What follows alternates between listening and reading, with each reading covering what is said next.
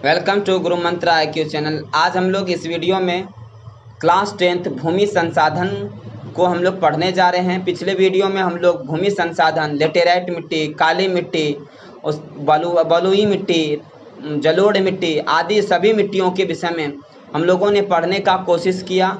और आज जो हम लोग इस वीडियो में पढ़ने जा रहे हैं वो भारत की मिट्टी तो आप देख ही रहे हैं, पढ़ ही लिए पिछले वीडियो के जरिए। अब इस वीडियो में हम लोग भूमि का जो उपयोग किया जा रहा है, यह भारत जो देख रहे हैं ये हमारा प्यारा सा भारत है और इस भारत में हम लोग रहते हैं। और इस भारत की जो मिट्टी है या भारत का जो क्षेत्रफल की बात करें तो 32.8 लाख वर्ग किलोमीटर है। कुल भौगोलिक क्षेत्र अगर बात करें, अपने भारत की पूरी भौगोलिक सीमा की बात करें या भौगोलिक क्षेत्रफल की बात करें, भारत की क्षेत्रफल अगर आपसे पूछा जाए तो क्या कहेंगे? 32.8 लाख वर्ग किलोमीटर है। तो ये जो पूरी तरह आप देख रहे हैं कि भारत की जो भूमि का जो क्षेत्रफल है 32.8 लाख वर्ग किलोमीटर, इसका जो उपयोग हम लोग कर रहे हैं, इसका उपयोग वन के विस्तार में कर रहे हैं। कृषि अयोग्य बंजर भूमि भी है। ये पूरी तरह से जो हमारे लिए उपयोगी, कुछ ऐसी भूमि है जो उपयोगी नहीं भी है, जैसे कृषि अयोग्य बंजर भूमि जिसको कहते हैं। गैर कृषि कार्य में संलग्न, जैसे इमारत, सड़क, उद्योग आदि में भी हमारे यहाँ जो जितनी भी भूमि है उनका उपयोग कर रहे हैं। इनके बाद हम कहें अस्थायी चारागाह, गौचर भूमि, बाग बगीचे एवं उपवन में, मतलब उपवन में भी जैसे हम लोग बगीचे वगैरह लगाते हैं, इनमें भी हमारी भूमि का उपयोग किया जा रहा है। कृषि योग्य बंजर भूमि भी है जिसका प्रयोग 5 वर्ष से न हुआ है, उसी को बंजर भूमि कहा जाता है। कृषि योग्य बंजर भूमि से मतलब है कि ऐसे भूमि जिसका योग कृषि के लिए 5 वर्ष तक नहीं हुआ है। वर्तमान प्रति भूमि, कुछ तो ऐसे भी भूमि है जो प्रति पड़ा हुआ है। वर्तमान प्रति भूमि, वर्तमान प्रति के अतिरिक्त वह वे प्रति भूमि जहाँ 5 वर्षों से खेती नहीं हुई है। शुद्ध बोई गई भूमि, यानी भूमि का जो उपयोग हम लोग कर रहे हैं घर मकान आदि बनाने में, इमारत वगैरह बनाने के अतिरिक्त भी हमारा जो भूमि है कुछ पड़ती पड़ा हुआ है, बोया मतलब बंजर पड़ा हुआ है। तब भिन्न भिन्न तरह के कुछ तो क्षेत्र ऐसे हैं, आपने देखा कि पर्वत पहाड़ आदि से ढका हुआ मतलब घेरा हुआ है। कुछ हमारी इतना भूमि का कुछ भाग जो है नदी वगैरह में, झील वगैरह में हमारा यह भूमि उपयोग हो रहा है। तो भिन्न भिन्न तरह से हम लोग भूमि का उपयोग कर रहे हैं। और यहाँ हम देखेंगे जो भूमि का उपयोग हुआ है, इनके जो कारक हैं वो प्रमुख 2 कारक हैं, इन पर चर्चा करेंगे हम लोग। लेकिन यहाँ आप देख लीजिए, ये जो आपका मैप दिखाई दे रहा है, यह जम्मू कश्मीर, पंजाब, राजस्थान, उत्तराखंड, उत्तर प्रदेश, दिल्ली, गुजरात, मध्य प्रदेश, हरियाणा, बिहार, झारखंड, बिहार। उनके बाद आप ये देख रहे हैं अरुणाचल प्रदेश, नागालैंड, मणिपुर, मिजोरम। यहाँ जो आप दिखाई दे रहा है मणिपुर है, मिजोरम है, त्रिपुरा है, मेघालय है, असम है, बिहार है, झारखंड, उड़ीसा, मध्य प्रदेश, महाराष्ट्र, गुजरात। इनके सामने ये दक्षिण भारत है, तेलंगाना है। उसके बाद यहाँ आप देख रहे हैं ओडिशा है, आंध्र प्रदेश है, कर्नाटक है, गोवा है, महाराष्ट्र है, केरल है, तमिलनाडु, पुदुचेरी। और यहाँ जो देखें कराईकल है, यहाँ यमन है, कराईकल है। उसके बाद माहे, ये पुदुचेरी का पार्ट है। ये अंडमान निकोबार द्वीप समूह है, इधर लक्षद्वीप है। इधर अंडमान निकोबार द्वीप समूह जो है बंगाल की खाड़ी में है, तो ये हमारा लक्षद्वीप कहाँ है? लक्षद्वीप हमारा जो लक्षद्वीप अरब सागर में है। नीचे आप देखेंगे तो हिंद महासागर है, ये हिंद महासागर का पार्ट है। ये हमारा भारत है। और इस भूमि इसमें का जो आज देखेंगे, इस वीडियो में जो हम लोग देखने जा रहे हैं, भूमि का जो क्षरण हो रहा है, भूमि का जो संरक्षण किया जाएगा, इस विषय बिंदु पर हम लोग चर्चा करेंगे। आइए हम लोग देखते हैं, इससे संबंधित प्रश्न को देखते हैं कि भूमि का क्षरण कैसे होता है और भूमि का संरक्षण कैसे किया जा सकता है। भूमि का जो क्षरण हो रहा है, अगर आप यहाँ देखें, इस फिगर को देखें, ध्यान से देखें, तो आपको पता चल जाएगा कि यहाँ भूमि का जो क्षरण किस प्रकार से किया जा रहा है। यानी भूमि का जो कटाव हो रहा है, जिसके कारण जो कृषि योग्य भूमि या कुछ उपयोग के भूमि भी थे, यानी मिट्टी का भी यहाँ से कटाव हो जा रहा है, जिससे क्या कर सकते हैं, यहाँ कोई भी काम सही रूप से नहीं हो पा सकता है। और इनमें हम कह सकते हैं यहाँ डिफॉरेस्टेशन मतलब वन का उन्मूलन से भी भूमि का क्षरण होता है। इस प्रकार यहाँ देखिए, इस तरह से वनों का उन्मूलन यानी डिफॉरेस्टेशन जो हो रहा है, डिफॉरेस्टेशन के जरिए किस प्रकार से हमारा जो भूमि का क्षरण हो रहा है, ये हमारा सबसे पहली बात ये है कि जो हम जो पेड़ पौधे लगाते हैं वो भूमि को जकड़े रहता है, उसकी मिट्टी को पकड़े रहता है। और जैसे ही हम लोग इनको भूमि का जो वन का नाश करेंगे, वन की कटाई करेंगे, तो इससे क्या होगा, मिट्टी जो जमा हुआ था, पकड़ा हुआ था, इनके जड़ों के द्वारा जो रोका गया था मिट्टी को, अब ये मिट्टी अब खाली बंजर पड़ जाएंगे और यहाँ यहाँ से जो क्या होता है, मिट्टी का कटाव होना किसी कारणवश, चाहे वर्षा के कारण हो, अधिक सिंचाई के कारण हो या अन्य कारणों से क्या होगा, मिट्टी का कटाव होना शुरू हो जाता है और इसी को कहते हैं भूमि का निम्नीकरण कहते हैं। भूमि ना केवल वनों के कारण होता है, डिफॉरेस्टेशन के कारण होता है, वन उन्मूलन के कारण होता है, वरन आप यहाँ देखिए अति पशुचारण, अगर क्या करते हैं आप यहाँ देखिए इस फिगर में आप देखिए आपको पता चल जाएगा, अधिक से अधिक आप क्या करते हैं, अति पशुचारण करते हैं, पशु द्वारा जो है जमीन की भूमि को अधिक से अधिक चढ़ाई करवा देते हैं। तो इससे क्या होगा, इससे भी हमारा भूमि बंजर पड़ जाता है, बेकार हो जाता है और वहाँ की जो उर्वरा शक्ति होती है, वो जो भूमि है बंजर पड़ जाता है, बेकार हो जाता है, ठीक है, खत्म हो जाता है उर्वरा शक्ति भी। इसके अलावा यहाँ देख लीजिए इस फिगर के जरिए आप यहाँ देखेंगे अति सिंचाई करने से भी हमारे यहाँ क्या होता है, अति सिंचाई करने से मिट्टी का कटाव हो जाता है, मिट्टी का बहाव हो जाता है और हम वहाँ का जो उर्वरा शक्ति है वो खत्म हो जाता है, जिसके कारण आप देख सकते हैं कि भूमि का किस तरह से क्षरण होता है। तो हम अति सिंचाई ना करके, अति सिंचाई को कम करेंगे, वनों का उन्मूलन ना करके, वनों को लगा करके, यानी इनको हम लगा करके हम क्या कर सकते हैं, जो भूमि का निम्नीकरण किया जा रहा है, भूमि का क्षरण हो रहा है, भूक्षरण हो रहा है, उसको रोक सकते हैं। आइए इसी पर संबंधित हम लोग कुछ क्वेश्चंस को करते हैं और इसे हम लोग समझने की कोशिश करते हैं, ठीक है। यह क्लास 10th से है और वैसे हम आपको बता दें, यह जो वीडियो आप देख रहे हैं तो यह वीडियो आपके लिए ना केवल 10th क्लास के लिए सोचकर बनाया जा रहा है, यह 10th पर आधारित है और पहला चैप्टर जो है उससे लिया गया, परंतु ये एसएससी, रेलवे आदि किसी भी तरह के एग्जाम की अगर आप तैयारी कर रहे हैं तो सबके लिए उतना ही महत्वपूर्ण रखता है। इसलिए आप इस वीडियो को शुरू से अंत तक देखें। अगर आपको अच्छा लगता है तो आप लाइक करें, शेयर करें और सब्सक्राइब करें। आइए हम लोग देखते हैं क्वेश्चंस को। पहला नंबर का क्वेश्चन 64 नंबर का जो क्वेश्चन दिया गया, भारत के भौगोलिक क्षेत्र के कितने प्रतिशत भाग का ही भूमि उपयोग का आंकड़ा उपलब्ध है। भूमि उपयोग का आंकड़ा जो है हमारे पास जो है भारत के भौगोलिक क्षेत्र, भारत का भौगोलिक क्षेत्र आपको मैंने दिखाया, पूरा जो भारत है 32.8 लाख वर्ग किलोमीटर है, ये हमारा भौगोलिक क्षेत्र। कितने प्रतिशत भाग का भूमि उपयोग का आंकड़ा, जो भूमि उपयोग हो रहा है कितना प्रतिशत है, तो आपका आंसर क्या हो जाएगा, 32% आंसर हो जाएगा। ए में है आपका 32%, बी 93, सी 57, डी 81 है, तो आंसर क्या होगा 32% होगा। आइए इसी से संबंधित कुछ एक्स्ट्रा नॉलेज को भी हम गेन करते हैं। कुल भौगोलिक क्षेत्र 32.8 लाख वर्ग किलोमीटर है। भू उपयोग को दो प्रमुख कारक निर्धारित करते हैं। भू उपयोग को कितने कारक है जो निर्धारित करते हैं, पहला कारण तो भौतिक कारक है, दूसरा मानवीय कारक है ना। भू उपयोग को दो प्रमुख कारक निर्धारित करते हैं, जिसमें भौतिक कारक जो है जैसे भू आकृति, भूमि की आकृति कैसे है, जहाँ कहीं पहाड़ है, कहीं पठार है, कहीं नदी है, कहीं रेगिस्तानी है, तो तरह तरह की मिट्टियाँ हम लोग को हमारे देश में दिखाई देती है। कहीं काली मिट्टी तो कहीं क्या कहते हैं पूरा गड्ढा है, कहीं बलुई मिट्टी है, तो ये भी हमारे पर भौतिक कारक है। ये भू आकृति, जलवायु तथा मृदा, ये सारे चीज जो है निर्भर करता है भू के उपयोग का, भूमि का जो उपयोग करेंगे, यह सब चीज भी मैंने रखता कि हम कौन सा भूमि को किस प्रकार उपयोग करें, ठीक है। तो इसके लिए भौतिक कारक भी इंपॉर्टेंट रोल रखता है। जबकि मानवीय कारक करें तो मानव कारक क्या है, जनसंख्या घनत्व है, प्रौद्योगिकी क्षमता है, संस्कृति एवं परंपरा है, ये सारे बात। लेकिन आपको एक चीज बता दें, जम्मू कश्मीर में पाक अधिकृत क्षेत्र है, जबकि चीन अधिकृत भूमि का भू उपयोग सर्वेक्षण नहीं हो पाया है। मैं आपको बता दूं क्या है, जम्मू कश्मीर का पाक अधिकृत क्षेत्र और चीन अधिकृत भूमि का भू उपयोग सर्वेक्षण में नहीं अभी तक लाया गया, ठीक है। यहाँ जो देख रहे हैं उत्तरी भारत का जो पार्ट है, इसमें पाक अधिकृत क्षेत्र की अगर बात करें तो ये सारा पाक अधिकृत, इस भाग को पाक अधिकृत क्षेत्र कहते हैं। जबकि यहाँ जो है चीन के द्वारा अधिकृत किया गया है, चीन के सर्वेक्षण में, ये चीन के अधिकार वाला क्षेत्र है, अक्साई चीन के नाम से जाना जाता है इसको, और इसको पाक अधिकृत क्षेत्र कहते हैं, ठीक है। इस पाक अधिकृत क्षेत्र और इस क्षेत्र को, भारत के इस क्षेत्र को और इस क्षेत्र को जो है, जो चीन के अधीन है और पाकिस्तान के अधीन है, उनको सर्वेक्षण में, भू उपयोग के सर्वेक्षण में नहीं लाया जाता है, ठीक है। तो इतनी बात आप समझ रहे होंगे। अगला क्वेश्चन अगर हम देखें तो अगले क्वेश्चन में है, वर्तमान उपलब्ध क्षेत्रफल का कृषि योग्य भूमि है। वर्तमान उपलब्ध क्षेत्रफल जो है उनका कृषि योग्य भूमि कितना है, तो मैं आपको बता दूं, वर्तमान उपलब्ध क्षेत्रफल का मात्र ऑप्शन आपको दिया गया है, ए में 54%, बी में 50%, सी में 75, इनमें से कोई नहीं। तो क्या हो जाएगा, 54% है।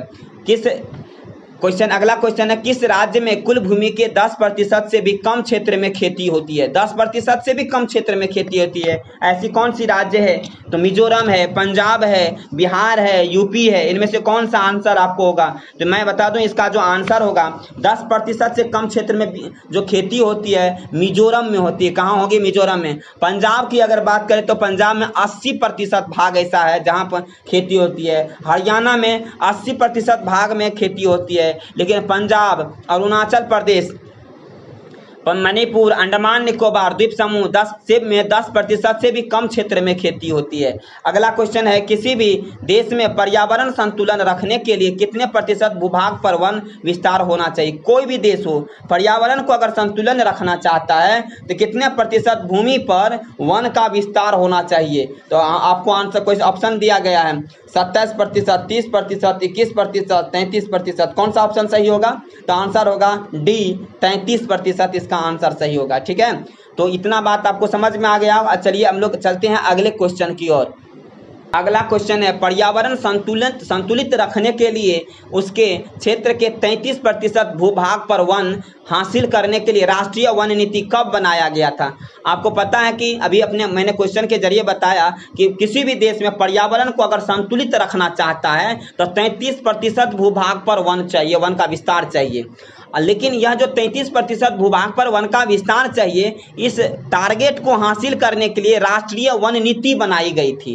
राष्ट्रीय वन नीति कब बनाई गई थी, यह क्वेश्चन है। 1949 ईस्वी में ऑप्शन 1 है, 1952 में, 1990 में, उसके बाद 1974 में। तो आंसर इसका क्या होगा? 1952 ईस्वी में यह नीति बनाई गई थी कि किसी भी देश में पर्यावरण को अगर संतुलित करना चाहता है, ज़्यादा प्रदूषित न हो, किसी भी तरह का जल प्रदूषण, वायु प्रदूषण, मृदा प्रदूषण, किसी तरह का प्रदूषण कम करने के लिए, यानी जलवायु पर्यावरण को संतुलित रखने के लिए यह जो राष्ट्रीय वन नीति बनाई गई थी, कब बनाई गई थी? 1952 ईस्वी में बनाई गई थी।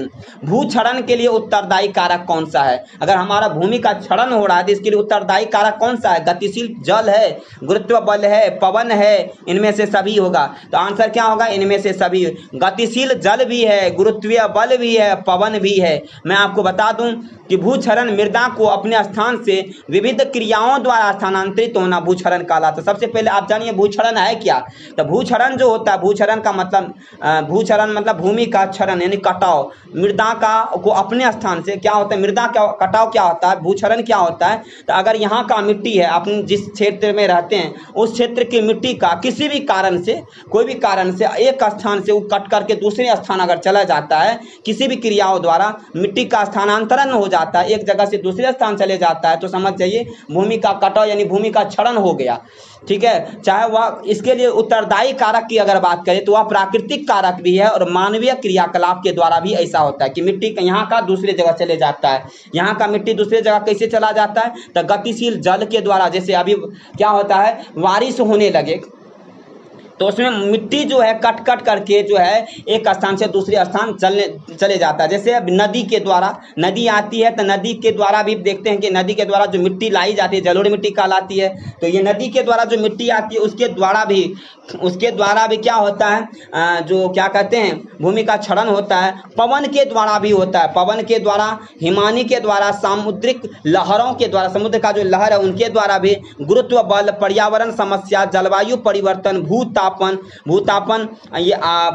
अनावृष्टि, अतिवृष्टि, तीव्र वर्षा, अवनालिका के माध्यम से भी होती है। मानव क्रियाकलाप की अगर बात करें, वनोन्मूलन, मानव क्रियाकलाप में वन उन्मूलन है। मानव क्या करता है, वन को कटाई करके वहाँ तो उद्योग लगाता है या फिर अपना घर मकान आदि बनाता है और अन्य काम में लाता है।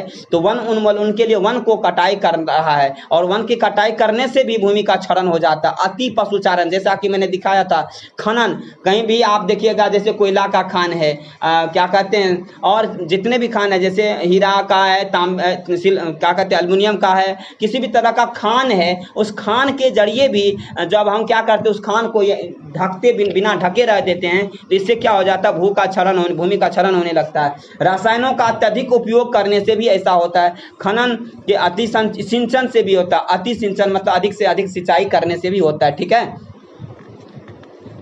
अगला क्वेश्चन है मृदा चोरी है, मृदा चोरी का क्या अर्थ है यहाँ? तो ऑप्शन है, पहला ऑप्शन है मृदा चोरी का पहला ऑप्शन है कि मानव क्रियाकलापों द्वारा भूमि का निम्नीकरण मृदा चोरी है, मृदा का पहला ऑप्शन है। दूसरा ऑप्शन है मृदा का अपने स्थान से गतिशील जल, पवन, हिमानी आदि द्वारा स्थानांतरण होना मृदा चोरी है। दोनों ए और बी दोनों सही है, इनमें से कोई नहीं। तो क्या होगा इसमें आंसर होगा, इस क्वेश्चन का आंसर बी होगा, मृदा का अपने स्थान से गतिशील जल, मृदा जो है एक स्थान से दूसरे स्थान, गतिशील जल हो या पवन के द्वारा, पवन का वेग बहुत तेजी रहता है तो एक स्थान की मिट्टी को दूसरे स्थान ले चला जाता है। आपने देखा होगा अधिक से अधिक मिट्टी को उड़ा ले जाता है, तो उसी को कहते हैं मृदा चोरी। क्या होता है? भूक्षरण, यानी मिट्टी यहाँ से उठा करके उधर दूसरी जगह रख देना, इसी को मिट्टी का चोरी कहते हैं, मृदा चोरी कहते हैं। हिमानी आदि द्वारा क्या होता है? स्थानांतरण हो जाना, मृदा का मिट्टी का स्थानांतरण, इसे मृदा चोरी के नाम से भी जाना जाता है। ठीक है, तो हम लोग चलते अगले क्वेश्चन की ओर चलते हैं।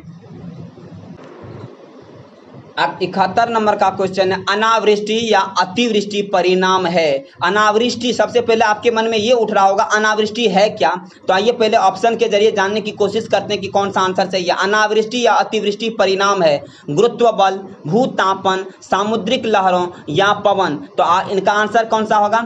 भूतापन। जो अनावृष्टि या अतिवृष्टि है यह भूतापन का ही परिणाम है। सबसे पहले जानते हैं अनावृष्टि क्या। अनावृष्टि या पर्यावरण समस्या से, पर्यावरण जो समस्या होती है जैसे जलवायु परिवर्तन, भूतापन, जलवायु परिवर्तन, भूतापन जैसी भयावह स्थितियों द्वारा क्या होता है?